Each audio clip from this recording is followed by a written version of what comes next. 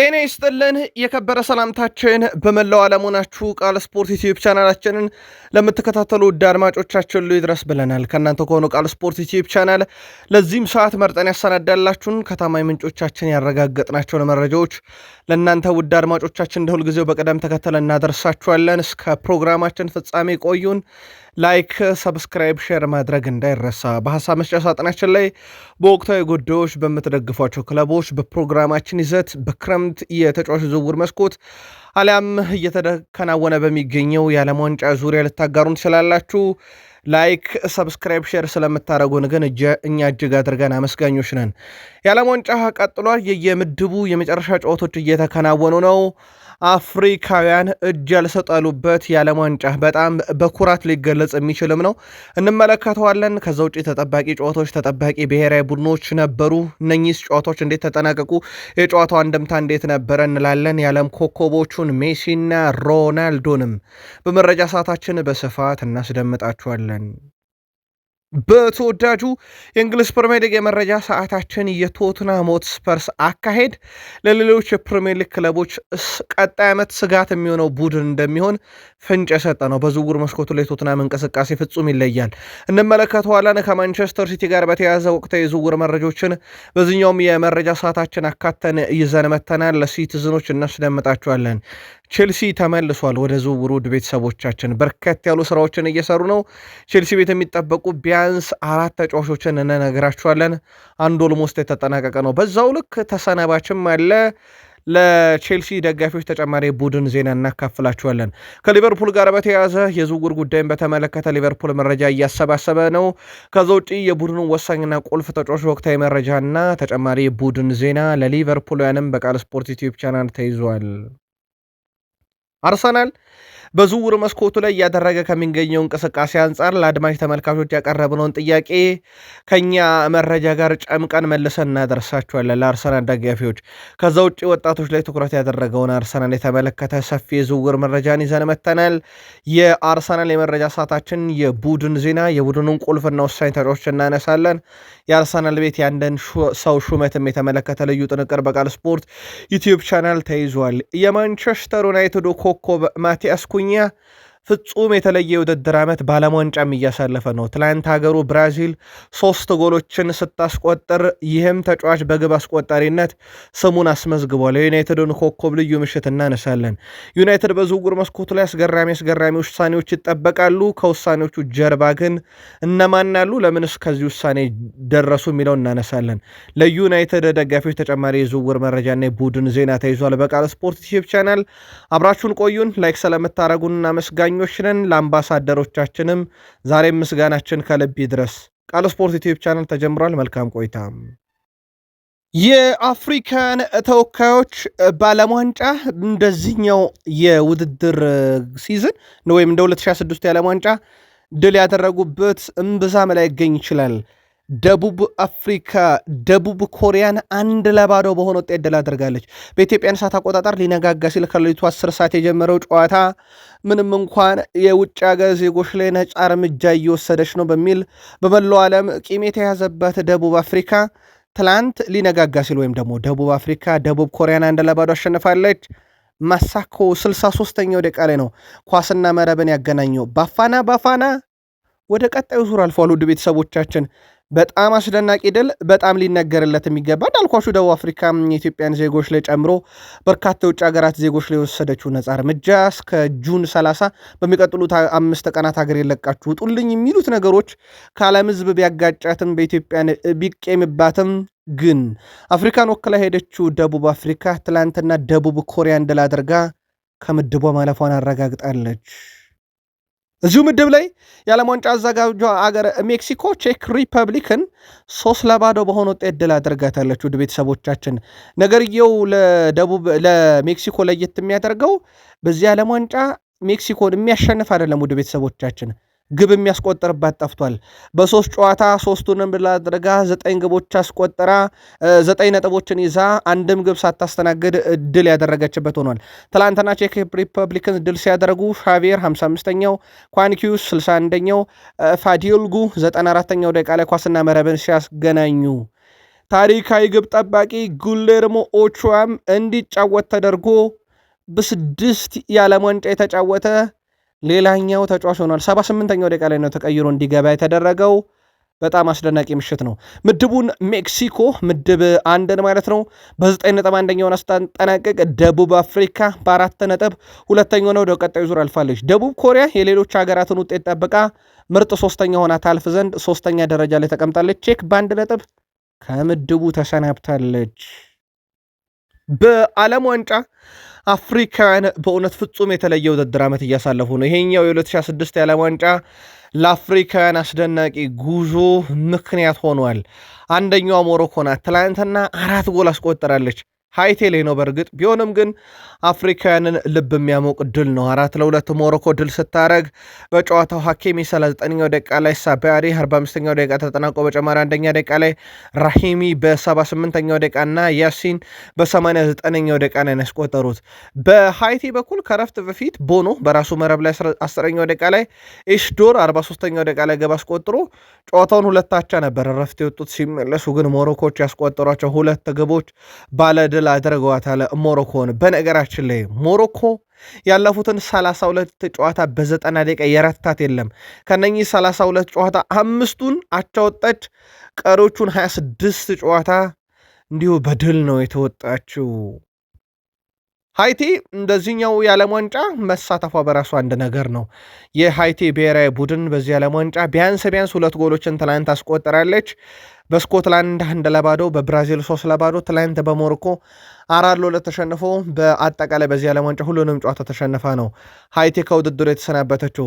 ትላንትና ሞሮኮ ጎል አስቆጠረ፣ አሲስት አደረገ። የጨዋታው ኮከብ አሽራፍ ሐኪሚ ድንቅ ምሽት አሳልፏል። ምናልባት የዓለማችን ምርጡ የቀኝ ተመላላሽ ነው አይደለም ለቃል ስፖርት ዩቲዩብ ቻናል ቤተሰቦችን ሞሮኮ በዓለም ዋንጫ ታሪክ ይህን ያደረገች የመጀመሪያ አፍሪካዊት ሆናለች። በሃይቲ ጨዋታ ላይ ራሂሚና ያሲን ከተቀያሪ ወንበር ተነስተው ነው ገብ ያስቆጠሩት። 2ቱም ጎል አስቆጥሯል። በዚህም ሞሮኮ በዓለም ዋንጫ ታሪክ በአንድ ጨዋታ ከ2 የተለያዩ ተቀያሪ ተጫዋቾች ጎል ያገኘች የመጀመሪያዋ አፍሪካዊት ሀገር ሆናለች። ለአፍሪካውያን ጉዞም በጣም ወሳኝ ምዕራፍ ነው የትላንትናው ድል። ከዚሁ ምድብ ብራዚል ከስኮትላንድ ያደረጉ ጨዋታ በትልቁ ይጠበቅ ነበረ። ጨዋታው በብራዚል 3-0 ድል አድራጊነት ተጠናቋል። ቬኒሺየስ ጁኒየር 7ኛውና 45ኛው ደቂቃ ተጠናቆ በጨማሪ 3ኛ ደቂቃ ላይ 2 ጎሎችን ከመረብ አዋሃደ። ረፍት በዛ 2-0 ብራዚል እየመራች ወጣች። ከረፍት እንደተመለሱ የማንቸስተር ዩናይትዱ ማቲያስ ኩኛ 60ኛው ደቂቃ ላይ ሌላ ገብ አስቆጥሮ ብራዚል ጨዋታውን 3-0 በሆነ ውጤት ድል አደረገች። ምናልባት ጨዋታውን ቁጥር ከገለጸው ብራዚል ስኮትላንድን 3-0 ስታሸንፍ ብራዚል ገብ የማስቆጠር ንጻሪዋ 4.46 ነው። ኦልሞስት 1.46 ኳስ አምከናለች ወይም አንድ ንጹህ ጎል አምከናለች። በስኮትላንድ በኩል 1.13 ጎል የማስቆጠር ንጻሬ ነበራት፣ እሱንም አምከነዋለች። ብራዚል 21 ሙከራ፣ ስኮትላንድ 14። ብራዚል 9 ኢላማውን የጠበቀ፣ ስኮትላንድ 5። ብራዚል 54 በመቶ የኳስ ብልጫ ነበራት። በአጠቃላይ ብራዚል ፍጹም የበላይ ነበረች ማለት ይቻላል በጨዋታው ላይ። ብራዚል በዓለም ዋንጫ ለ16ኛ ጊዜ ከምድቡ አልፋለች። አንድም ብሔራዊ ቡድን በዓለም ዋንጫ ታሪክ የብራዚልን ያክል ከምድቡ ያለፈ የለም። እናም በዓለም ዋንጫ ላይ ጉዟቸው በጣም አስደናቂ ነው። አሁንም ቀጥሏል። ትላንት ስኮትላንድ ከ28 ዓመት በኋላ ነበረ ብራዚልን የገጠመቻት በዓለም ዋንጫ። ከ28 ዓመት በፊት ልክ በጁን 10 1998 ያኔም በብራዚል 2-1 ተሸነፈች። ትላንት ምሽት 3-0 ተሸነፈች። በዓለም ዋንጫ ላይ ግን መሳተፏ በራሱ አንድ ነገር ነበር ከ28 ዓመት በኋላ። በእርግጥ ስኮትላንድ እድል አላት ከምድቡ ለማለፍ። በነገራችን ላይ የምትጠብቃቸው አንዳንድ ጨዋታዎች አሉ። ያው 4 ነጥብ የሰበሰበና በርካታ የግብ ዕዳ የሌለበት ብሔራዊ ቡድን እስካለበዛ ድረስ ስኮትላንድም የማለፍ ዕድል አላት። ቪኒሺየስ ጁኒየር የአሁኑ የኔይማር የዓለም ዋንጫ ጎል ቁጥር ለመድረስ 2 ጎል ይቀረዋል። ቪኒሺየስ 6 አስቆጥሯል።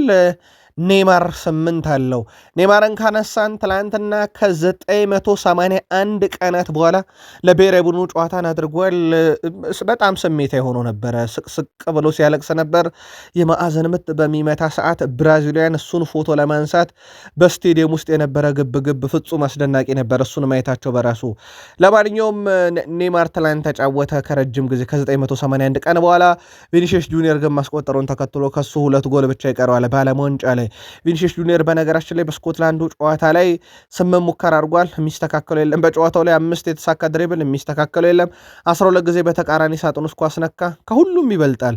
ቪኒሺየስ ጁኒየር በዚህ ዓለም ዋንጫ ክስተት ነው ማለት በቀላሉ እሱን ለመግለጽ መጠቀም የምንችለው አማርኛ ሊሆን ይችላል። በጣም ድንቅ ጊዜን በዓለም ዋንጫን እያሳለፈም ይገኛል። ቪኒሺየስ ጁኒየር ለአንቾሎቲ የጭንቅላት ኳስ እንደማስቆጠር ቃል ገብቼለት ነበረ። እሱም የማይቻል ነገር እንደሆነና ካደረኩት ስጦታ እንደሚሰጠኝ ነግሮኛል፣ እየጠበቅኩ ነው ብሏል። በነገራችን ላይ ቪኒሺየስ ጁኒየር ትላንትና የጨዋታው ኮከብ ነው። የሶስቱም ጨዋታ የብራዚል የጨዋታ ኮከብ ቪኒሺየስ ጁኒየር ነው። ያ ብቻ አይደለም፣ በሶስቱም የምድብ ጨዋታ ግብ አስቆጥሯል። ያ ማለት ጃርዚኒሆ 1970 ካስቆጠረ በኋላ ሮማሪዮ በ1994 የዓለም ዋንጫ በሁሉም የምድብ ጨዋታ ግብ ካስቆጠረ በኋላ ሮናልዶ ናዛሪዮ ዴሌማና ሪቫልዶ በ2002 የዓለም ዋንጫ በየምድቡ ጨዋታ ግብ ካስቆጠሩ በኋላ አሁን አምስተኛው ብራዚላዊ ቪኒሺየስ ጁኒየር ሆኗል። በሁሉም ጨዋታ ገብ ያስቆጠረ በምድቡ የጨዋታውም ኮከብ ሲባል በሶስቱም ጨዋታ ነው። ፍጹም የተለየውን ቪኒሺየስ ጁኒየር አየን። ምድቡን ብራዚል በ7 ነጥብ በአንደኝነት ስታጠናቅቅ ሞሮኮ በተመሳይ በ7 ነጥብ ሁለተኛውን አጠናቃለች። በ3 የግብ ክፍያ ተበልጣ ስኮትላንድ 3 ነጥብና 3 የግብ ዕዳ አለባት።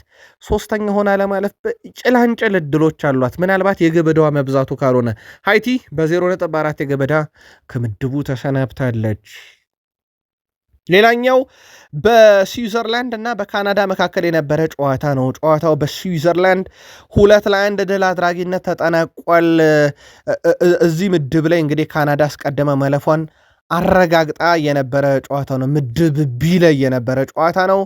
ውድ ቤተሰቦቻችን የስዊዘርላንድን ሁለት የማሸነፊያ ግቦች ቫርጋስ 46ኛው ደቂቃ ላይ ማንዛምቢ በ58ኛው ደቂቃ ላይ ሲያስቆጠር ለአዘጋጁ ሀገር ካናዳ ዴቪድ ነበረ በ76ኛው ደቂቃ ላይ ብቸኛዋን ግብ ያስቆጠረው። የዚህ ጨዋታ የጨዋታ ኮከብ ማንዛምቢ ሆኗል፣ የስዊዘርላንዱ ተጫዋች ማለት ነው።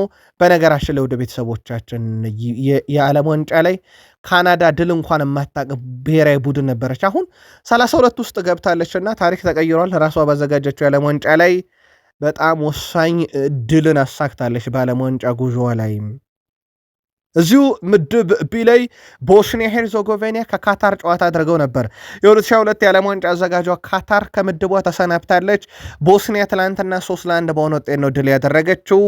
አልጃብጎቪች 29ኛው ደቂቃ ላይ፣ አልባሬክ የካታሩ ተጫዋች በራሱ መረብ ላይ 34ኛው ደቂቃ ላይ፣ መሐሚች በ80ኛው ደቂቃ ላይ ሶስቱን የቦስኒያ የድል ግቦች ከመረብ ሲያዋሃዱ ለካታር ብቸኛዋን ግብ አልሃዮዶስ ነው በ42ኛው ደቂቃ ላይ ከመረብ ማገናኘት የቻለው።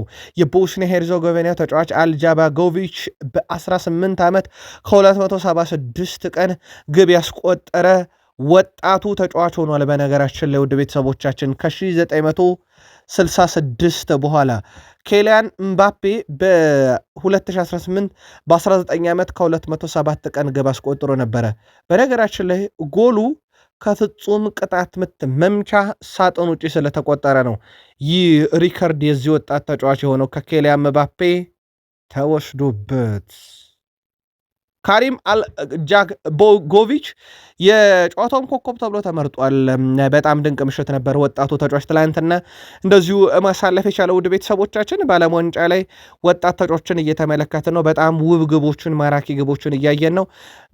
የዓለም ዋንጫው እንዳጠቃላይ ይሄ ከጨዋታ ውጭ ያሉ ውዝግቦች ናቸው እንጂ ሜዳ ላይ ነገሮች ጥሩ ናቸው። ከዚህ ምድብ ቢ ላይ ስዊዘርላንድ በ7 ነጥብ ምድቧን አንደኛ ሆና አጠናቃለች። ካናዳ በ4 ነጥብ ወደ ቀጣዩ ዙር ማለፏን ያረጋገጠች ሌላኛዋ ብሔራዊ ቡድን ናት። ቦስኒያ ሄርዞጎቪና ያለምንም ጥርጥር ምርጥ ሶስተኛ ሆና ማለፍ ትችላለች። 4 ነጥብ ያላት የግብ ዕዳ አንድ ነው። ኦልሞስት ያላት ነጥብ ደግሞ በተለይም እንድታልፍ ያረጋታል። ካታር በ1 ነጥብ በ8 የግብ ዕዳ ከምድቡ ግርጌውን ይዛ ተሰናብታለች። የዓለም ዋንጫ ይቀጥላል። ምድብ ኢ ላይ ዛሬ ምሽት 5 ሰዓት ሲል በኢትዮጵያን ሰዓት አቆጣጠር ኤኳዶር ከጀርመን፣ ኩራሳኦ ከአይቮሪ ኮስት ጨዋታ ያደርጋሉ። ያው አፍሪካውያን በጉጉት የሚጠብቁ ጨዋታ ነው የኩራሳኦ እና የአይቮሪ ኮስትን ጨዋታ። ምድቡን ጀርመን በ7 ነጥብ በአንደኛ ደረጃ በ6 ነጥብ በአንደኛ ደረጃ ትመራዋለች። 7 ተጨማሪ ግብ ያላት ያው ጀርመን አንደኝነቷ የሚነካባት አይመስልም። አይቮሪ ኮስት 3 ነጥብና ምንም ዳም የለባትም፣ የግብ ክፍያ የላትም፣ 0 ነው። ኤኳዶር 1 ነጥብና 1 የግብ ዕዳ አለባት። ኩራሳኦ 1.6 የግብ ዕዳ አለባት። ምናልባት እዚህ ውስጥ ሶስተኛ ሆኖ ማለፍ የሚቻልበት አጋጣሚ ሊፈጠር የሚችለው ምናልባት ኤኳዶር ጀርመንን አሸንፋ አይቮሪኮስ ከኩራሳው አቻ ከወጣች ምርጥ ሶስተኛም ከዚህ ምድብ ሊኖር ይችላል። ለማንኛውም ለአይቮሪኮስት እና ለአፍሪካውያን መልካም እድል የተመኘንበት ምድብ ነው ይሄኛው ደግሞ። ሌላኛው ምድብ ኤፍ ላይ ሶስተኛ የምድቡ ጨዋታ ከሌሊቱ 8 ሰዓት ጀምሮ ይደረጋል። በጣም አስቸጋሪ ሰዓት ነው። ከሌሊቱ 8 ሰዓት ቱኒዚያ ከኔዘርላንድ፣ ጃፓን ከስዊድን ጨዋታቸውን የሚያከናውኑ ይሆናል። እዚህ ምድብ ላይ ውድ ቤተሰቦቻችን ኔዘርላንድ ምድቡን በ4 ነጥብና በ4 የግብ ክፍያ አንደኛ፣ ጃፓን በተመሳይ ምድቡን በ4 ነጥብ በ4 የግብ ክፍያ በሁለተኛ ደረጃ ተቀምጣለች። ኔዘርላንድ በርካታ ግብ አስቆጠራለች በዚህ ምድብ ላይ። ስዊድን 3 ነጥብ አላት፣ 0 የግብ ክፍያ ነው። ቱኒዚያ ከምድቧ ተሰናብታለች። ስለዚህ እዚህ ምድብ ላይ ምርጥ ሶስተኛ ሊኖር የሚችልበት በጣም ሰፊ እድል አለ። በተለይም ጃፓን ከስዊድን የሚያደርጉት ጨዋታ እዚህ ምድብ ላይ በጣም ወሳኙና በጣም ትልቁ ጨዋታ ነው። ከሌሊቱ 8 ሰዓት ሲል ደግሞ ጨዋታው ይደረጋል። ምናልባት ለማየት ምቹ ሰዓት አይደለም። የኔዘርላንድ ብሔራዊ ቡድን ውስጥ የጃፓን የስዊድን ብሔራዊ ቡድን ውስጥ የክለብ ደረጃ የሚደገፉ ተጫዋቾች ከሌሉ በስተቀር ሰዓቱ ለኢትዮጵያን በጣም አስቸጋሪ የሚባል ሰዓት ላይ ነው። ሌላኛው መርሃ ግብር አዘጋጇ ሀገር ዩናይትድ ስቴትስ ኦፍ አሜሪካ የምትገኝበት የምድብ ዲ ሶስተኛ ጨዋታ ነው። ፓራጓይ ከአውስትራሊያ እንደዚሁም ተርኬ ከዩናይትድ ስቴትስ ኦፍ አሜሪካ ይጫወታሉ። ከሌሊቱ 11 ሰዓት ሲል ይጀምራል ይሄኛው ጨዋታም። በእርግጥ ይሄኛው ጨዋታ ሊነጋጋ ሲል ነው። ኦልሞስት አብዛኛው ኢትዮጵያን ስራ ለመሄድ ዝግጅት በሚጀምሩበት ሰዓት ማለት ይቻላል። ከሌሊቱ 11 ሰዓት ሲል ጨዋታዎቹ ይጀምራሉ። እዚህ ምድብ ላይ ምድብ ዲ ላይ ዩናይትድ ስቴትስ ኦፍ አሜሪካ 6 ነጥብ ይዛ ማለፏን አረጋግጣለች። ተጨማሪ 5 የግብ ክፍያ አላት። አንደኝነቷ የሚነጠቅ አይመስልም። አውስትራሊያ 3 ነጥብ አላት፣ ምንም የግብ ዕዳ የለባትም፣ 0 ነው። ፓራጓይም እዚህ ምድብ ላይ 3 ነጥብ አላት፣ 2 የግብ ዕዳ አለባት። ምናልባት ላይ ለምርጥ ሶስተኛ ሊገኝበት የሚችል ምድብ ነው። ተርኬ እዚህ ምድብ ላይ በ0 ነጥብ አስቀድመ መሰናበቷን ያረጋገጠች ብሔራዊ ቡድን ነች። የዓለም ዋንጫ አጫጭር ስፖርታዊ መረጃችን ይቀጥል። አሜሪካና ኢራን በፖለቲካው ዓለም በኒውክለር በሆርሙዝ ውጊያ ላይ የከረሙ ለጊዜውም ቢሆን ጦርነትን ግን ያቆሙ ናቸው። በእግር ኳስ ሜዳ በጣም ሰላማዊ በሚባለው ሜዳ ላይ ደግሞ አሜሪካ በግዛቷ በሚካሄደው የዓለም ዋንጫ እንግዶቿን ስታጉላላ አንደኛዋ ኢራን ናት። በእርግጥ ፊፋ በጣም ቸል ያለበት ውሳኔ አሜሪካ በብሔራዊ ቡድኖችና በተጫዋቾች ላይ እያሳለፈች የምትገኘውን ውሳኔ ነው። ጉዟቸው እንደውም ከተያዘው ሰዓት ትንሽ ፈጥኗል ስትል አሜሪካ፣ ኢራን አረ እየተስተጓጎልን ነው ብላለች። የኢራን ብሔራዊ ቡድን አሜሪካ ቀንቶ የአየር መንገድ ሲደርስ ችግር እንደገጠመው ተናግሯል። የብሔራዊ ቡድኑ አምበል መሄዲ ታረሚና ረዳት አሰልጣኙ አየር መንገድ ውስጥ ታስረዋል። በዚህ ምክንያት የብሔራዊ ቡድኑ የሲያትል ጉዞ ዘግይቷል። ብሔራዊ ቡድኑ አሁንም የአየር መንገድ ውስጥ የቡድን አባላቱን እየጠበቀ እንደሚገኝ ሲነገር፣ ለቀረበው ቅሬታ አሜሪካ ምላሽ ስትሰጥ እንደውም የኢራን በረራን አፍጥነነዋል፣ በጣም ምቹና የተሳለጠ ነው፣ ያጉላላናት ነገር የለም ብላ ለፊፋ አሜሪካ ምላሽ ሰጥታለች። የአሜሪካና የኢራን ነገር ተከርኖ ይብሰል ሲባል የፊፋ ዝምታ ግን በብዙ አነጋጋሪ የሚያስተችም ሆኖ ተገኝቷል። ሌላው የካናዳ ምቀባ በነገራችን ላይ በገደምዳሜው በአሜሪካ ምክንያት ተረሳላት እንጂ ካናዳም በተለይ አፍሪካውያንን ወደ ሀገሯ እንዳይገቡ የምታደርግበት መንገድ በጣም አነጋጋሪ ነው። ለአብነት ያክል የሴኔጋል ብሔራዊ ቡድን የፎቶግራፍ ባለሙያና የማህበራዊ ሚዲያ ተቆጣጣሪያቸው ካናዳ እንዳይገቡ ተደርገዋል። ሁሉም በአሜሪካ ይቆያሉ ተብሏል። የቪዛ ችግር እንደገጠማቸው ተነግሯል። በርከት ያሉ ሀገራትም እንዲህ አይነት ነገር እየገጠማቸው ነው። አሜሪካ ይገባሉ፣ ሜክሲኮ ይገባሉ፣ ካናዳ አይገቡም። አንዳንዴ ደግሞ እንደ አሜሪካ ያሉ ሀገራት ደግሞ ጭራሽ አታስገባቸውም። ከዚህ ጋር በተያያዘ የካናዳ መንግስት ጉዳዩን እንዲፈታ የቀረበው ጥያቄ አሁንም እንዳልተሳካ ተነግሯል። ካናዳዎች ግን ጉዳዩን ያውቁታል የተባለው የዓለም ዋንጫ በተለይም ለአፍሪካ በተለይም ለመካከለኛው ምስራቅ አረብ ሀገራት መዝናኛና መደሰቻ ሳይሆን በጣም የሚጉላሉበት የሚጎሳቆሉበት ሆኗል። አሁንም የፊፋ ዝምታ ግን በእነኚህ ሀገራት ላይ እንደቀጠለ ነው። የዓለም ኮከቦቹን እንመልከት። ውድ ቤተሰቦቻችን ቃል ስፖርት ላይ ናችሁ። ላይክ፣ ሰብስክራይብ፣ ሼር እያረጋችሁን አብራችሁን ቆዩን። አርጀንቲናን ኮከብ ሊዮኔል አንድሬስ ሜሲን እናስቀድም። ትላንት 39 ዓመት ሞልቶታል። እድሜውን ተመልክቶ ደግሞ ሌላ አጀንዳ ነበረ ሊዮኔል አንድሬስ ሜሲ። ምናልባት ትላንትና እንደ አድማጫችን ሪከርድ ፍለጋ በሮናልዶ ጉዳይ የሚል ሀሳብ አቅርቦልን ነበር። ሮናልዶና ሜሲ ያደረጉት ነገር ሁሉ ሪከርድ የሚዲያ አጀንዳ እንደሆነ ይታወቃል። በክለብ ደረጃ ደግሞ ካልተሳሳትኩ ማንቸስተር ዩናይትድ እንዲህ አይነት ነገር አጀንዳ ነው የሚዲያ በተለይም እንግሊዝ ውስጥ የክለቦች የጋዜጠኞች የሀብት ምንጭ ዩናይትድ ነው እስኪባል ድረስ እነ ኩን አጌሮ የመሰከሩለት ነበረ። በተጫዋች ደረጃ ደግሞ ሜሲና ሮናልዶ። ሜሲን እናስከትል። ሜሲ 39 ዓመት ሞላው። የአርጀንቲና ተጫዋቾችም ልደቱን አክብረውለታል፣ ቲሸርት አዘጋጅተው። ተጫዋቾቹም ህይወታችንን ለቀረው የማይረሳ ጊዜ ለሰጠን ህልም እውን እንዲሆን በዓለም ዋንጫ ለሜሲ እንታገላለን የሚል ቲሸርት አሰርተው ልደቱን ሲያከብሩለት፣ የርገን ክሎፕ ፍጹም የተለየው ሰው ልደቱን እያከበረ ነው፣ እመኑኝ 40ኛ ዓመቱንም ስናከብር ኳስ እየተጫወተ ነው ሲሉ አሞካሽተውታል። ዘ ስፔሻል ዋን ጆዜ ሞሪኒዮ ክርስቲያኖ ሮናልዶን በተመለከተ ያው እሱንም የሚጠሉ ምክንያት አላቸው። ወይ የሚደግፉት ክለብ ላይ ግብ አስቆጥሮባቸዋል ወይ ከውድድር አሰናብቷቸዋል ብሏል። ቪታኒያ ይህን የዓለም ዋንጫ ለሮናልዶ ነው እየተጫወትን ያለ ነው። እናም ከእግር ኳስ ዓለም ራሱን ከማግለሉ በፊት ዋንጫውን እንዲያነሳ እንጠራለን ሲል የክርስቲያኖ ሮናልዶ ሌላኛው የቡድን አጋር ነው ሜንዴሽ የክርስቲያኖ ሮናልዶ የመጨረሻ ዓለም ዋንጫ ነው፣ ስለዚህ ለእሱ እንታገላለን ብሏል። ክርስቲያኖ ሮናልዶ ደግሞ ልጄ እስከ 2030 ዓለም ዋንጫ እንድጫወት እየነገረኝ ነው፣ ምክንያቱም ያኔ እሱም ለሀገሬ ስጫወት ከአባቴ ጋር መጫወት እፈልጋለሁ ብሏልና ብሏል። ሮናልዶ ቀጣዩን የዓለም ዋንጫ ሲጫወታለሁ በሚለው ላይ ማርቲኔዝ ማን ያውቃል፣ ሮናልዶ አሁን ባለው ሁኔታ 2030ንም የዓለም ዋንጫ ሊጫወት ይችላል ማለታቸው አይዘነጋም። በቃል ስፖርት ዩቲዩብ ቻናል ትላንትና ማለትም ጁን 25 ዕለተ ረቡዕ ወይም ደግሞ በኢትዮጵያን ቀን አቆጣጠር ሰኔ 17 2010 ትላንትና ዕለተ ረቡዕ አንድ መረጃ አቅርበን ነበረ። የአርባ ምንጭ ከነማው አሰልጣኝ አዲስ የካሴ 6 ወር ሜዳ ዝር እንዳይሉ የ10 ሺህ ብር ቅጣት ተቀጡ በሚል መረጃ አቅርበን አንድ አድማጫችን ብስጭቱን ሰፋ ባለ ጽሑፍን ያደረሰን። ለምን ይቀጣሉ? እሳቸው የተቀጡት የአርባ ምንጭ አልወረደም ስላሉ ችን ቃል ስለተጠቀሙ ነው። በሂሳባዊ ስሌት አርባ ምንጭ ከተማ ከኢትዮጵያ ፕሪሚየር ሊግ ወርዷል። ከነማው ማለት ነው። አርባ ምንጭ ከነማ አምና ያሁላ ክለብ ወርዶ ፌዴሬሽኑ ግን አትወርዱም እዚሁ ተጫወቱ ብሏል። ያደጉትንም አሳድጎ 20 ሆነናል። ሶ ፌዴሬሽኑ ወርዳችኋል ካላለ ለምን ወርዳችኋል የምትሉን በሚል ለጋዜጠኛው ጥያቄ መልስ ሰጡ ነው። እሳቸው አምና ማንም የወረደ የለም፣ ሶ ዘንድሮ ወርዳችኋል አትበሉን ብለዋል። ፌዴሬሽኑ ግን በሂሳባዊ ስሌት የወረደ ክለብ እየመሩ እንዴት አልወረድንም ይላሉ። አምና እኛ ያተረፍነው በምክንያት ነው፣ እርስዎ ዘንድሮ የተናገሩት ንግግር የእኛን ክብር የሚነካ ነው በሚል ቀጥቷቸዋል።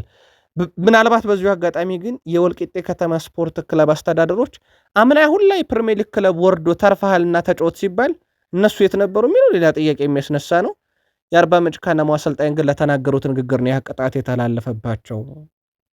ቃል ስፖርት ላይ ናችሁ ውዶቻችን። የእናንተን የአድማጭ ተመልካቾቻችን ሀሳብ እናጋራ ብለን ነው። የመረጃ ሰዓታችን ተወዳጁ የእንግሊዝ ፕሪሚየር ሊግ ብቻ የሚዳሰስበት ነበረ። ወደ ፕሪሚየር ሊግ መረጃ እንሻገራለን። ላይክ፣ ሰብስክራይብ፣ ሼር ማድረግ እንዳይረሳ። የቃል ስፖርት ዩቲዩብ ቻናል አምባሳደሮች ቃል ስፖርትን አድማጭ ተመልካቾች ላይክ እያደረጉ እንዲመለከቱ ለ100 ሺህ ሰብስክራይበር ጉዟችን ሌሎች ሰብስክራይብ ያላደረጉ ሰብስክራይብ እንዲያደርጉ ስለምታበረታቱ አመስጋኞች ነን። ቃል ስፖርት ዩቲዩብ ቻናል መረጃዎቹን ማጋራችሁ ቃለኝ። ወደ ፕሪሚየር ሊግ መረጃ ተሻገርን። የቶትናም ሆትስፐርስ የዘንድሮ ጉዞ ፍጹም የተለየ ነው። 2 ዓመት ላለመውረድ ተጫወቱ። ዘንድሮ የተረፉበት መንገድ ደግሞ ለደጋፊው በተወሰነ መንገድ ቢሆን የተሳቀቁበት ነበረ። ድጋሜ እንዳይከሰት ሮቤርቶ ዲዘርቢ ስራ ጀምሯል። ቶትናም ሆትስፐርስ አንቶኒ ኬንስኪን የቡድኑን ቁጥር 1 ግብ ጠባቂ አዲስ ኮንትራት ያቀርባሉ ተብሏል። የቼክ ሪፐብሊኩ ግብ ጠባቂ በስፐርስ ቤት በፕሪሚየር ሊጉ ለመትረፋቸውን ቢሆን ምክንያት ነው። አሁን ደግሞ የሮቤርቶ ዲዘርቢ ቁጥር 1 ነው። ኬንስኪን በቀጣይነት ቶትናም ሆትስፐርስ ቤት ቁጥር 1 ግብ ጠባቂ ሆኖ ይቀጥል ዘንድና በቡድኑ አይነክም አይተክም ይሆን ዘንድ ኮንትራት ይቀርብለታል ተብሏል። ከዚህ ጋር በተያዘ ውድ ቤተሰቦቻችን ቶትናም ሆትስፐርስ በግብ ጠባቂ ደረጃ ራሳቸውን በብዙ መንገድ እያጠናከረው ይገኛሉ። ቡድኑ በእርግጠኝነት ቀጣይ ዓመት ለመትረፍ ሳይሆን ወይም ላለመውረድ ሳይሆን በቀጣዩ ውድድር ዓመት ቢግ ሲክስ የሚባል የተለመደ ስሙን ለማስቀጠል የሚጫወትበት ዓመት ይሆናል ተብሎ ይጠበቃል። ቶትናም ዘንድሮ ተጫዋች እያመጣ ያለው ወይም እየሰራ ያለው በዝውውር ላይ ከትልቅ ክለቦች እየተፎካከረም ወይ ከትልቅ ክለቦች ኮንትራት ያቋረጡ ናቸው። ለአብነት ያክል በዩናይትድ በጥብቅ ሲፈለግና ክትትል ሲደረግበት የነበረው የዌስትሃም ዩናይትድን ማቲያስ ፈርናንዴስን ለማስፈረም የተሻለ ቁመና ላይ ያለው አሁን ቶትናም ሆትስፐርስ ነው በክለብ ደረጃ። ያ ብቻ አይደለም፣ በሲቲ ቤት ስሙ አለ። በእርግጥ የኤሊዮት አንደርሰንን ዝውውር ካልተሳካ በሚል የቶናሊ ዝውውር አሁንም በቶትናም ሆትስፐርስ እንዲሁ በስፋት እየተንቀሳቀሱበት ያለ ነው። ሌላ ቶትናምን ዘንድሮ በጣም እየሰራ መሆኑን ማሳያ ነው። ሌላኛው ቶትናም በዩናይትድም በአርሰናልም ዝርዝር ያለ በበርንሞዝ 80 ሚሊዮን ፓውንድ በላይ የተለጠፈበት የአሌክስ ስኮትም ፈላጊ ነው። በዝርዝራቸው ውስጥ አካቶ ስራ እየሰሩ ነው። ቶትንሃም የምርም የሚቀጥለው የውድድር ዓመት እንደ ስሙ ቢግ ሲክስ ሊሆን ስራ እየሰራ ነው። ሮቤርቶ ዲዘርቢ በዚህ ደግሞ የሚታሙ አሰልጣኝ አይደሉም። በብራይተን ያሳዩን ቡድን ምናልባት ቶትንሃምን ሲይዘው ተብሎ ከነኚህ ዝውውር ጋር እንዲጠበቁ የሚያደርጋቸው ነው። ማንቸስተር ሲቲ የኤሊዮት አንደርሰንን ዝውውር በዚህ ሳምንት ይጨርሳል ተብሎ እየተጠበቀ እንደሆነ ይታወቃል። በተለይም ከሰሞኑ የማንቸስተር ሲቲን ሰዎች ልብ የሰረቀ አንድ ጉዳይ ተፈጥሮ ነበረ። ይሄም ከቼልሲ ጋር በማሬስካ ጉዳይ የገቡት ሰጥ አገባ ወደ ፍርድ ቤት ይሂድ ወይንስ በገንዘብ እንስማማ የሚለው ነው። ያ ጉዳይን እልባት ሰጥተውት አሰልጣኛቸውን አረጋግጠው አሁን ወደ ዝውውሩ ተመልሷል። የኤሊዮት አንደርሰን ዝውውር ግን ካሰቡት በላይ ሊሆን ይችላል። 121 ሚሊዮን ፓውንድ ጠይቀው አቅርበው አልተሳካላቸውም ነበር። በእርግጥ ያከፋፈል ሂደቱ ነው።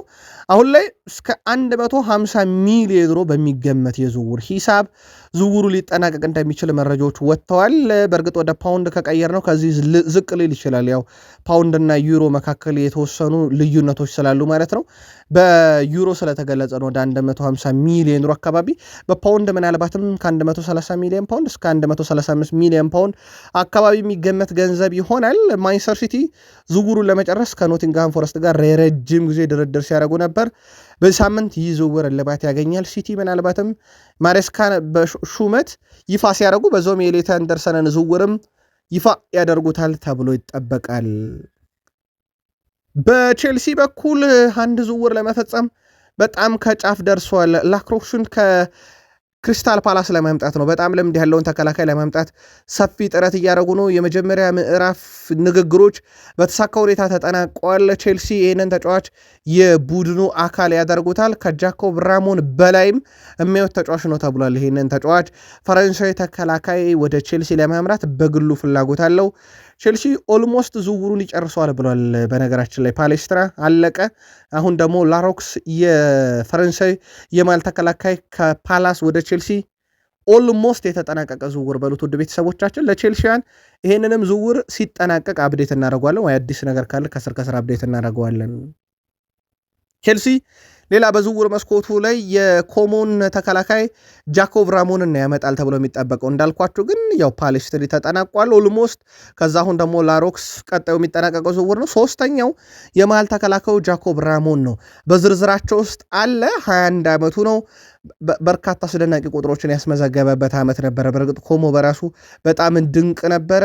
በነገራችን ላይ ጃኮብ ራሞን አምና 37 ጨዋታዎችን በሴስክ ፋብሬጋስ ቡድን ስራ አድርጓል። ኮሞ ያለፈውን የውድድር ዓመት 4ኛ ደረጃን ሲያጠናቅቅና ሻምፒዮንስ ሊግ ትኬት ሲቆርጥ የዚህ ተጫዋች ሚና ቀላል የሚባል አልነበረም። በጣም አስደናቂ የውድድር ዓመትን ነበረ ማሳለፍ የቻለው። ሌላው ቼልሲዎች እየተከታተሉት የሚገኙት የሮማውን ተጫዋች ዌስሊን ነው። ብራዚላዊ ተከላካይ በቼልሲ ዝርዝር ውስጥ እንዳለ ተረጋግጧል። በርካታ ልምድ ያላቸውን ተከላካዮች ለማምጣት በነገራችን ላይ ሮማዎች የ22 ዓመቱን ተጫዋች ለመሸጥ 60 ሚሊዮን ዩሮ ይፈልጋሉ ተብሏል። ቼልሲ ገፍቶ ላይሄድበት ይችላል ተብሏል። ቼልሲ ግን ይሁን ለተከላካይ ሲያመጣ እነ ትሮቫቻሎባ የት ሄደው ለካላችሁን ቼልሲ ጋር ይለያያል። ትሮቫሻሎቫ በክረምት ከቼልሲ ይለቃል ተብሏል። ኮሞ በተጫዋቹ ላይ ይፋዊ ጥያቄ ያቀርባል ተብሎ የሚጠበቀው ክለብ ሆኗል። ኢንተር ሚላንም የተከላካዩን ሁኔታ እየተከታተለ ነው። ይህ እንግሊዛዊ የመሃል ተከላካይ ትኩረቱን በዓለም ዋንጫ ላይ ቢያደርግም ከቼልሲ ግን መልቀቅ ይፈልጋል። የሻምፒዮንስ ሊግ ተሳታፊ ክለብን መቀላቀል ይፈልጋል። ቼልሲ በቀጣይ ውድድር ዓመት የተከላካይ ክፍሉን እያጠናከረ ስለሆነም የመጫወቻ ደቂቃ እጥረቱ ካሁኑ የገባ ይመስላል። የዓለም ዋንጫ ላይ በአጋጣሚም ቢሆን የገባው ተጫዋች ትሮቫቻሎቫ በጉዳት ያው የቶኒ ሊቨርሜንቶን ጉዳት ተከትሎ ነው። አሁን ላይ ደግሞ ቼልሲን በመልቀቅ አዲስ ክለብ ይቀላቀላል። መረጃው የፋብሪዚዮ ሮማኖ ነው። ሪያል ማድሪድ ለኤንዞ ፈርናንዴዝ ያለው ፍላጎት የመጣው በጆዜ ሞሪኖ ምክንያት ነው፣ ጥያቄ የለውም። ስለዚህ ጆዜ ሞሪኖ የፈለጓቸው እየሄዱላቸው ነው። አሁን የገንዘቡ ጉዳይ ካልሆነ ወይም ቼልሲ ያሳደጉ 140 ሚሊዮን ፓውንድ በስቶብናል ካለዋላቸው ፍሎሬንቲኖ ፔሬዝ ተጫዋቹ ይሄዳል ተብሎ ይጠበቃል። ኩኮሪያ ቀድሞ ደርሷል። ኤንዞ ፈርናንዴዝ እኔ ሪያል ማድሪድን ስቀላቀል እንኳን ደስ ያለ ብሎኛል፣ እናም እሱም እንደኔው ሪያል ማድሪድን በመቀላቀል እድለኛ እንደሚሆን ተስፋ አደርጋለሁ ብሎ እኔ እንደኮበለልኩት አንተም ከቼልሲ ኮብለል እያለ ነው ማርክ ኩኮሪያ። የኩኮሪያ ዝውውር በእውነት ረጅም ጊዜ የሚያነጋግር ዝውውር ነው። ሌላ ጊዜ በሰፊው እንመለስበታለን። ያው ቀጣይ ከቪኒሺየስ ጁኒየር ጀርባ ነው የሚጫወተው። ቪኒሺየስ ጁኒየር ብዙ ወደኋላ ተመልሶ የመከላከል ባህል ባይኖረውም እኔ ወጣዋለሁ ብሏል ኩኮሪያ። ግን ኤንዞ ፈርናንዴዝን አንተም እንድትመጣ ፈልጋለሁ ብሎ ቀስቀሳ እያደረገ ነው። ከዚህ ጋር በተያዘ ምናልባት የቼልሲ መረጃ ሳለይነን ሪስ ጄምስ መጠነኛ ጉዳት አስተናግዷል እየተባለ ነው። ከዚህ ጋር በተያዘ የእንግሊዝ ካምፕን ይለቃል ይቀጥላል፣ ጉዳቱ የከፋ ነው ወይንስ የሚለውን በቀጣይ መረጃ አጣርተን ለቼልሲያን የምናመጣውም ይሆናል። ሊቨርፑል በዝውውር መስኮቱ ላይ ያው ተጫዋች አላስፈረመም በስፋት በተጠበቀው ልክ ያው ከለቀቃቸው አንጻር እንጂ አንድ ዝውውር አጠናቋል። የቪክተር ሙኝዝ ዝውውር ተጠናቋል። ከዛ ውጭ ግን በስፋት ሊቨርፑል የሚፈልጓቸው የሚጠብቋቸው ዝውውሮች አሉ። ያው እነ ሳላን መተካት እነ ኮዲ ጋክፖ ቦታ ላይ የሚጫወት ተጫዋች ማምጣት ልምድ ያለውን ተከላካይ ማምጣት በሚለው አማካይ ክፍሉ ላይ አማራጮችን እያዩ ነው። ከሰሞኑ በተለይም የጆዜ ሞሪኖ ወደ ሪያል ማድሪድ መሄድና በሪያል ማድሪድ ቤት አንዳንድ ለውጦችን ያደርጋሉ ተብሎ መጠበቁም ለውጦቹን መጀመሪያቸው አንዳንድ ዝውውሮች መኖራቸው ሊለቁ የሚችሉ ተጫዋቾች አሉ ተብሎ እንደ ኤድዋርዶ ካማቪንጋ ያሉ ተጫዋቾች ከክለቡ ሊለቁ የሚችሉበት እድል ያለ መባሉ ይታወቃል። ከዚህ ጋር በተያያዘ ሊቨርፑሎች ስለ ተጫዋቹ መረጃዎችን እያሰባሰቡ ነው ተብሏል። ያው መረጃ ማሰባሰብ ተጫዋች ማስፈረም ጋር ብዙ አይገናኝም፣ ግን አንድ ስራ ከመሰራቱ በፊት ስለ ስራው መረጃ ያስፈልጋልና ልክ እንደዛ አይነት ሂደት ማለት ነው። ሊቨርፑሎች መረጃ አሰባስበዋል ስለ ኤድዋርዶ ካማቪንጋ። በተለይም በርካቶች መረጃ ሲያሰባስቡ አንድ የሚያገኟት ነገር አለች፣ ጉዳቱ ነው። ምናልባት ሊቨርፑል በዚህ ምክንያት ወይንስ እንደ ቼልሲ ያለ ቡድን ኤንዞ ፈርናንዴዝ ሊያጣ ስለሚችል ከቼልሲ የሚገጥመው ፉክክር የሚለው እንዳለ ሆኖ ቲም ቶክ ግን በሊቨርፑል ዝርዝር ውስጥ ያለ ይላል። ሊቨርፑላውያን በዓለም ዋንጫ ጉዟቸው ፍጹም አስደናቂ ነው፣ ተጫዋቾቹ በተወከሉበት ማለት ነው። የዓለም ዋንጫ የዘንድሮ ለየት የሚያደርገው አንድ ክለብ ተጫዋቹ ከዓለም ዋንጫ ከተጀመረበት ቀን ጀምሮ ከአንድ ወርና አንድ ሳምንት ገደማ ለሚቆይ ዓለም ዋንጫ በቆየበት ቀን ሁሉ 11,000 ፓውንድ ያገኛል በየተጫዋቹ። ሊቨርፑሎች ደግሞ ተጫዋቾቻቸው በጣም ምርጥም ሆነው ረጅም ርቀት ይሄዱበታል የተባለበት ነው። ሪያን ግራቨንበርግ 2 እድሎች የፈጠረው 2 አሲስቶች ያለው ነው። በጣም ድንቅ የውድድር ዓመት እያሳለፈ ነው። ከሊቨርፑል ጋር ይቆያል ይለያያል የሚል ጥያቄ እየመጣለን ነው። እስካሁን ባለው ሂደት ሊቨርፑል እሱን ለመሸጥ አላቀረበውም። እሱን የሚፈልግ በርካታ ክለብ ቢኖርም ለሊቨርፑል ይፋ ጥያቄ ያቀረበ አንድም የአውሮፓ ክለብ የለም። አርሰናል ከአትሌቲኮ ማድሪድ ዩሊያን አልቫሬዝን ማግኘት በተመለከተ አንድ ጥያቄ ጠይቀን ነበር ለአርሰናል ደጋፊዎች። ቪክተር ዮኬሬስ ሲደመር ገንዘብን አትሌቲኮ ማድሪድ እንደ አማራጭ ለአርሰናል ቢያቀርብ አርሰናል ቪክተር ዮኬሬስ እና ገንዘብ ጨምሮ የአልቫሬዝ ያዋጣዋል ወይ? ምልከታችሁን አጋሩን ስንል በርካታ አድማጮች በቪክተር ዮኬሬስ አያዋጣን የሚለውን ልከውልናል። በርከት ያሉት ናቸው። ያዋጣል ያሉም እንዳሉ ሆኑ፣ ግን በርከት ያሉት አያዋጣም። ሊያዋጣን የሚችል አንድ አድማጫችን ስም አልያዝኩም፣ ግን በጋብርኤል ጄሱስ ከሆነ ያዋጣል ይላል። በእርግጥ ምንም ጥያቄ የለውም፣ በሱ ሊያዋጣ ይችላል አርሰናልን። አትሌቲኮ ማድሪድን ግን አያዋጣቸውም እና ላይለቁት ይችላሉ። ከዚህ ጋር በተያያዘ ውድ አድማጮቻችን አንድ ለአርሰናል ደጋፊዎች ልንነግራችሁ የምንወደው ቪክተር ዮኬሬስ የሚኬል ማርቲያን አርቴታ ምርጫ አይደለም፣ የአንድሪያ ቤርታ ምርጫ ነው። ከዛ ዓመቱን ካሳለፈበት መንገድ አንጻር የሚኬል ማርቲያን አርቴታ ምርጫ የነበረው የዩናይትድ አሁን ቤንያሚን ሼሽኮ እንደነበረ ይታወቃል። በዚሁ አጋጣሚ ምናልባት አርቴታ ይሄ ጭካኔም ባይሆን ተጫዋቹ በመጣበት ጥቂት ዓመትም ቢሆን በጭካኔም ባይሆን ግን ምርጫቸው ስላልሆነ እድሉን ካገኙ በዩሊያን አልቫሬዝ ቢቀይሩት ብዙ ላይ ገርም ይችላል። ሞንዶ ዲፖርቲቮ ይዞት በወጣው መረጃ መሰረት ዝውውሩ በጣም ውስብስብ ነው፣ የዩሊያን አልቫሬዝ ጊዜ ይፈልጋል የሚል መረጃን ይዞ ወጥቷል። አርሰናል ባሳለፍነው የውድድር ዘመን በርካታ ጊዜውን በመልማዮቹ በኩል ያሳለፉ ታዳጊዎችንም በማየት ነው። በነገራችን ላይ ለአብነት ያክል የአየርላንዱን ክራክ ሲቲ ክለብ ባለተሰጥኦ የ16 ዓመት ታዳጊ ሲያሊን መርፊን ለረጅም ጊዜ ተከታትሎታል። አርሰናል ወደ ቡድኑ እንዲመጣ ይፈልጋል። አካዳሚ ላይ እየተሰራ ያለው ስራ በነገራችን ላይ አርሰናል በጣም ጠንካራ ነው። ከጥቂት ዓመታት በኋላ የአርሰናል እቅድ ለዋናው ቡድን ተጫዋች ማሳደግ እንጂ ገበያ ላይ ወጥቶ መግዛት አያዋጣ የሚል ቀመር አለና በእርግጥ አብዛኛው ክለብ እየተከተለው ነው። አካዳሚ ላይ በጣም ብዙ ስራ እየተሰራ ነው። በእርግጥ ከአካዳሚ ሽያጭ የሚገኝም ገንዘብ ቀላል የሚባል ገንዘብ አይደለምና አርሰናል አካዳሚ ላይ ትኩረት አድርጓል። በሪያል ማድሪድ ቤት ያለው የቪኒሲየስ ጁኒየር ኮንትራት ነገር አርሰናል በጥብቅ እየተከታተለው ነው ቢባልም ግን አሁንም ውድ ቤተሰቦቻችን አርሰናል ይፋዊ ጥያቄ አላቀረበም። መረጃው ግን ያላቸው የቪኒሲየስ ጁኒየር ኮንትራቱ አለመራዘሙ ነው ከአርሰናል ጋር እንዲገናኝ ያደረገው። አንድ ሁለተኛ አርሰናል በዛ ቦታ ላይ ተጫዋች ይፈልጋል። ቪኒሲየስ ጁኒየር የአውሮፓ ምርጫው ከሆነ ሚኬል አርቴታ ያሳምኑታል የሚለው ዜና አሁንም አየር ላይ ያለ ግን በአርሰናልም በሪያል ማድሪድም በተጫዋቹም ወኪሎች በኩል የተረጋገጠ አይደለም። ሌላው ከአርሰናል ጋር ልናነሳ የወደድን ነው ዴክላን ራይስን ነው። ዴክላን ራይስ ባለፉት 5 ዓመታት ውድ ቤተሰቦቻችን ከ30 ሺህ በላይ ደቂቃዎችን ተጫውቷል። በጣም ረጅም ነው። በጣም አድካሚ ጊዜ ይመስላል። በፕሪሚየር ሊጉ ተጫዋቾች መካከል ከሱ በላይ የተጫወተ ተጫዋች አለ። በእርግጥ የዩናይትዱ ብሩኖ ሚጌል ፈርናንዴዝ ግን የዴክላን ራይስ ላይ ስለሆነን በጣም ረጅም ደቂቃ ነው። ይሄም የራይስም ቢሆን ምናልባት አሁን የሚያርፍበት ጊዜ የደረሰ ይመስላል። ዴክላን ራይስ አሁን እየተካሄደ በሚገኘው የዓለም ዋንጫ ላይ 10 የግብ ዕድሎችን በመፍጠር ቀዳሚ ተጫዋች ነው። ከካዲንጉሉ 9 ከትሮሳርድ 9 በመብለጥ ማለት ነው። ምናልባት አሁን እረፍት ሊሰጠው ይችላል ተብሏል። አርሰናል በዓለም ዋንጫ ላይ ሃቨርዝ፣ ሳሊባ፣ ኦዴጋርድ፣ ጋብርኤል ማጋሌሽ፣ ማርቲኔሊ ወደ ቀጣዩ ዙር አልፏልና እንደማይመጡ አረጋግጧል በጊዜ ማለት ነው። ስለዚህ በጥሎ ማለፍ ጨዋታ በሚካሄዱት ሂደቶች ደግሞ ይጠብቃቸዋል። ስለዚህ አርሰናል እነኝህን ተጫዋቾች ምድባቸውን ማለፋቸውን ተከትሎ ወደ ቡድኑ እንደማይመጡ አረጋግጧል።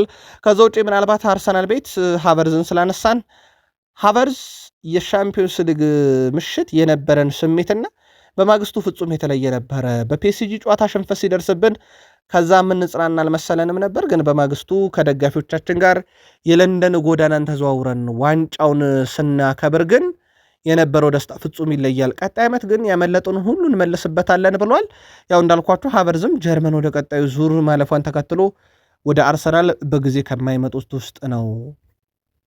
ከአርሰናል ጋር በተያያዘ ሃቬር አሎንሶ የግራናዳ ቡድንን በመልቀቅ አርሰናልን ተቀላቅሏል። የ42 ዓመቱ ሃቬር አሎንሶ በ2004 የግራናዳ ቴክኒካል ዳይሬክተር ነበረ። አሁን ላይ ታዲያ ወደ አርሰናል መጥቷል። ውድ ቤተሰቦቻችን ያን ኦብላክ፣ አንቶኒዮን ግሪዝማን፣ ማርኮስ ሎሬንቴን የመሳሰሉ ሰዎችን በአትሌቲኮ ማድሪድ ያመጣ ሰው ነው። አሁን ደግሞ አርሰናል መጥቷል። ምናልባትም የአርሰናል የክረምት ዝውውር በብዙ ያግዛል ተብሎ ይታሰባል። አንድሪያ ቤርታር ጋርም ይሰራሉ ተብሎ ሲታሰብ፣ በዋነኝነት ደግሞ አካዳሚንም የማጠናከር ስራን ይሰራሉ ተብሎ ይታሰባል። እሳቸው በዓለም አቀፍ መልማይነት ከ10 ዓመት በላይ ያገለግለዋልና ለአርሰናል ደግሞ ማንን ይመለምላሉ? አርሰናል ሌላ በጣም አስደናቂ ተጫዋች ሲያመጣ አንድሪያ ቤርታ ክረምት እንደመጣ ነበረ። ዘንድሮ ደግሞ እኚህ ሰው መጥተዋል። አርሰናል ቤት ሃቪየር አሎንሶ መልማይ ናቸው። አርሰናል ቤት ትልቁ ይጠበቃሉ። የማንቸስተር ዩናይትዱ ኮከብ ማቲያስ ኩኛ በዓለም ዋንጫ በጣም ድንቅ ጊዜን እያሳለፈ ይገኛል። ከሀገሩ ጋር ብራዚል በዓለም ዋንጫ ምድቧን በአንደኝነት አጠናቃ ወደ ቀጣዩ ዙር አልፋለች። በእርግጥ ብርቁ አይደለም ለብራዚል ብሔራዊ ቡድን። ይልቁንስ ማቲያስ ኩኛ 2 የዓለም ዋንጫ ጨዋታ ላይ ቋሚ ሆኖ ጀመረ፣ ግን በሶስቱም ላይ ተጫውቷል። በመጀመሪያው ተቀይሮ ገብቶም ቢሆን ማቲያስ ኩኛ በስኮትላንዱ ጨዋታ ትላንት ቋሚ ነበረ። በሶስተኛ ጨዋታው 3ኛ ጎሉ በአማካይ በየተጫወተበት ግብ አለው የማለት ያክል ነው። ማቲያስ ኩኛ ትላንትና ከስኮትላንድ ጋር 76 ደቂቃ ተጫውቷል። የዩናይትዱ ኮከብ 92 በመቶ ኳስ የማቀበል ስኬት የነበረው 1 ጎል ያስቆጠረ 5 ሙከራን ያደረገ 2 የተሳኩ ድሪብሎች ከሱ ተመልከተናል። 2 ሙከራ አድርጓል። ኩኛ በዚህ ዓለም ዋንጫ ለብራዚል በጣም ወሳኝ ሌላ ተጫዋች ሆኗል። የዩናይትዱ ኮከብ በመጀመሪያ 24 ጨዋታ 1 ጎል፣ በመጨረሾቹ 2 ጨዋታ ግን 3 ጎል ያለው ለብራዚል ብሔራዊ ቡድንም ማቲያስ ኩኛ ለዩናይትድ ቀጣይ ውድድር ዓመት የት መጫወት እንዳለበት እንዴት መጫወት እንዳለበት ከፕሪሲዝን በፊት ማይክል ካሪክ በደንብ ሊያዩት የሚገባ አይነት የዓለም ዋንጫንም እያሳለፈ ይገኛል። ምናልባት ለዩናይትድ ደጋፊዎች የዓለም ዋንጫን እየተከታተላችሁ ከነበር ይሄን የሌሊት ጨዋታ አያችሁት ወይ? ጻፉልን። ከዛ ውጭ ዩናይትድን አንድ በዝውውር መስኮቱ ላይ ምናልባት ደጋፊው ቡድኑን እንዲተች ያደረገ እነ ግሌዘር እስካሉ ድረስ ይህ ቡድን እስኪሉ ያደረገ ግን ደግሞ በጣም የተጠና የዝውውር ፖሊሲ ባላቸው ኤኖስ የሚመራው ማንቸስተር ዩናይትድ የማቲያስ ፈርናንዴዝን ጉዳይ በተመለከተ የቶትናም እንቅስቃሴ ዝውውሩን እያወሳሰበው ነው። በተለይም ቶትናም ከገንዘብ አንጻር የተጠየቀውን ለመክፈል ዩናይትድ ያንን አያደርግም ተብሏል። ስፐርሶች የተሻለ ድርድር፣ የተሻለ ውይይት፣ የተሻለ ገንዘብ ይዘው በተዋል። ዩናይትድ ሊከፍሉ ያላሰበውን ዩናይትድ በዚህ ምክንያት ከዝውውሩ ወደ ኋላ ሊል የሚችልበት እድል አለ። ስካይ ስፖርት ይዞት ወጥቷል። ሌላው የቶትናምን መረጃ ስናደርሳችሁ አሌክስ ስኮት ላይ ቶትናም ገብቶበታል። ዩናይትድ 60 ሚሊዮን ፓውንድ ሊከፍለ ያሰበበት ዌስትሃም በርንማውዝ ደግሞ 80 ሚሊዮን ፓውንድ እንቀበላለን ያሉበት የአሌክስ ስኮት ነገር አርሰናልም ቢኖርበት የቶትናም አካሄድ ደግሞ እንዳልኳችሁ በጣም ከፍ ያለና ልክ እንደ ማቲያስ ፈርናንዴስ ሁሉ የተጠየቁትን ሊከፍሉ የሚችሉበት ሆኗል። ይሄም ለዩናይትድ ወይ ፈጣን እንቅስቃሴ እንዲያደርጉ ወይ ከዝውውሩ እንዲወጡ የሚያደርጋቸው ነው ይለናል ቤን ጃኮብስ። ከዚህ ጋር በተያያዘ ዩናይትድ ከዝውውሮቹ ከወጣ ከነኝ ወዴት ሊያመራ ይችላል ከተባለ አንድ ሜን ስፖርት ይዞት የወጣው መረጃ የካርሎስ ባሌባን ጉዳይ ዩናይትድ ድጋሜ ሊያዩ ይችላል። ካርሎስ ባሌባን አምና ይፈልጉ ነበር። ዝውውሩ ኦልሞስት በተጫዋቹና በዩናይትድ ከስምነት ተደርሶ ከብራይተን ጋር ነበር ያልተስማሙበት። ማንቸስተር ዩናይትድ ቦክሱ ከብራይተን ያልተስማማበት በተጠየቀው ከ100 ሚሊዮን ፓውንድ በላይ ነበረ። በእርግጥ አሁን የዝውውር ሂሳቡ ወርዷል፣ ወደ 75 ሚሊዮን ፓውንድ አካባቢ ይገመታል። ያው ያሳለፈው ሲዝን በጣም ጥሩ አልነበረም የካርሎስ ባሌባ። ዩናይትድ ምናልባት ወደዚህ ዝውውር ሊመለስ ይችላል ተብሎም እየተጠበቀ ይገኛል። መረጃው የሜን ስፖርት ነው። ምናልባት የግሌዘሮች ስም ነው በስፋት ማንቸስተር ዩናይትድ ቤት እየተነሳ የሚገኘው። ማንቸስተር ዩናይትድ በኤኖስ አስተዳደር ስር ነው የገባው። እግር ኳሳዊ ጉዳይ በኤኖስ ስር ነው የሚተዳደረው ከእሳቸው መምጣት በኋላ ማለት ነው። የዝውውር መስኮቱ ላይ እንግዲህ እንቅስቃሴዎች ሲደረጉ በጣም የተጠና ናቸው። ለአብነት ያክል ማቲያስ ፈርናንዴዝን ማምጣት የዩናይትድ ቅድሚያ ምርጫ ነበረ። እንደ ጄሰን ዊልኮክስ ከ4 ሳምንት በላይ ፈጀውን ዝውውር ቶትናም በአንድ ሳምንት ውስጥ ለማጠናቀቅ የተቃረበበት መንገድ የታወቀ ነው። የዩናይትድ የድርድር ችግር ሳይሆን ዩናይትድ የተጠየቀው የገንዘቡ ሁኔታ ለመክፈል ፈቃደኛ ለመሆን ነው። ከዚህ ጋር በተያያዘ ምናልባትም ቶትናም የተጠየቀውን ገንዘብ ሲያቀርብ እነኚህ ሰዎች ሌሎች አማራጮች እነ ጄሰን ዊልኮክስ ሌሎች አማራጮችን ለማየት ይወጣሉ ማለት ነው። የኔ ሰዎች በዚህ ዝውውር ላይ ዋጋው በጨመረ ቁጥር በዝውውር ላይ እንደማይሳተፉ አስቀድሞ ተነግሯል። አሁን በማቲያስ ፈርናንዴዝ ብቻ ሳይሆን በጣም የተጋነነ ገንዘብ እየከፈልን ዩናይትድ ክፍያ የሚባል ክፍያን እየከፈልን ተጫዋቾችን ደግሞ እኛን እንዲመርጡ የተጋነነ ክፍያ እየከፈልን አናመጣም ብለው የወሰኑት አሁን በማቲያስ ፈርናንዴዝ ላይ ሳይሆን አስቀድሞ ነው። ያ ማለት ግን ዩናይትድ ከዝውውሮቹ ሙሉ ለሙሉ ወጥቷል ማለት ሳይሆን አማራጮችን ግን ለማየት የሚገደድበት ሳምንት ይመስላል። ሪያል ማድሪድ ለቹዋሜኒ የቀረበለት ጥያቄ የለም። ዩናይትድ ፈላጊው ነው ቢባልም ምናልባት ሪያል ማድሪድ ስንት ይጠይቃል የሚል ጥያቄም ሲመጣ ነበረ። በአብዛኛው የመረጃ ምንጮች ከ80 ሚሊዮን ፓውንድ በላይ እየተባለ ይገኛል። ዩናይትድ ፈላጊ ነው፣ ይፋ ጥያቄ አላቀረበም። ግን ገበያው ላይ አሁን ምናልባት ለዩናይትድ ደጋፊዎች ኤደርሰን ከ140 ሚሊዮን ፓውንድ በላይ፣ ዲዮሜንዲ ከ130 ሚሊዮን ፓውንድ በላይ፣ ማቲያስ ፈርናንዴዝ ከ100 ሚሊዮን ፓውንድ በላይ፣ አዳም ዋርተን ከ100 ሚሊዮን ፓውንድ በላይ፣ ሳንድሮ ቶናሊ ከ115 ሚሊዮን ፓውንድ በላይ፣ እነ ማሎ ጉስቶ ከ87 ሚሊዮን ፓውንድ በላይ እንፈልግባቸዋለን ተብሏል በየክለቡና ቀላል ዝውውር እንደማይሆን ይጠበቃል። ዩናይትድ ሰዎች እንዴት ያለ ተጫዋችን አነስ ባለ ገንዘብ የዩናይትድን ታክስ ክፍያ ዩናይትድ ተጨማሪ ክፍያ የሚባል ሳይከፍሉ ግን ደግሞ ዩናይትድን የሚያገለግል ዋንጫ የሚያመጣ ዝውውር እንዴት ይፈጽማሉ የሚለው ቀጣዩ ትልቁ የቤት ስራም ነው። በዩናይትድ በኩል ራዴክ ቪቴክ ምናልባት በዩናይትድ በትልቁ ሲጠበቅ የነበረ ግብ ጠባቂ ነው። በጣም ተስፋ የታየበት ግብ ጠባቂ ነው፣ ግን ይለቃል። ምክንያቱም ሴላመንስ ቋሚነቱ እንደማይለቅ ከተረጋገጠ በኋላ ራዴክ ቪቴክ በዩናይትድ ቋሚ ግብ ጠባቂ መሆን ነበረ ህልሙ፣ ግን አልተሳካለትም። ስለዚህ ቋሚ የሚያደርጉት ክለቦች ይሄዳል። ሃል ሲቲ፣ ኮቨንትሪ ሲቲ በፕሪሚየር ሊግ አለ፣ ኤፕስዊች ታውን እነኚህ ዋነኛ ፈላጊ ሆነው ብቅ ብለዋል። ቼክ የግብ ጠባቂ በቋሚ ተሰላፊነት ማጫወት የሚችሉ ክለቦችን ቅድሚያ ይሰጣል ተብሏል። ከዚህ ጋር በተያያዘ ማንቸስተር ዩናይትድ ተጫዋቹን በፍላጎቱም ባይሆን ያው በቀጥታ ሽያጭ ይሸጠዋል ተብሎ ይጠበቃል። ዩናይትድ ከዚህ ዝውውር ገቢ ያገኛል። ምናልባት ለዩናይትድ ደጋፊዎች ትላንትናም ነግረናችሁ ነበረ፣ ሰኔ 17 2018 በፈረንጆቹ ጁን 24 2026 ብሩኖ ሚጌል ፈርናንዴዝ በማንቸስተር ዩናይትድ ይቆያል 100% የተረጋገጠ ያለን ቤን ጃኮብስ ነው። ማንቸስተር ዩናይትዶች በተጫዋቹ በኩል ኮንትራቱን የረጅም ጊዜ ያቀርበውለት ያስፈርሙታለም ተብሎ ይጠበቃል። አዲስ ነገር ካለ ብሩኖ ፈረመ እንጂ ብሩኖ ይለቃል አይሆንም እየተባለ ነው። ቃል ስፖርት ላይ ነበራችሁ፣ ላይክ ማድረግ እንዳይረሳ። በሀሳብ መስጫ ሳጥናችን ላይ ለምትልኩልን ሀሳብ አስተያየት አመስጋኞች ነን። ቃል ስፖርት ጥቂት ቆይተን እንመለሳለን። መልካም ቀን።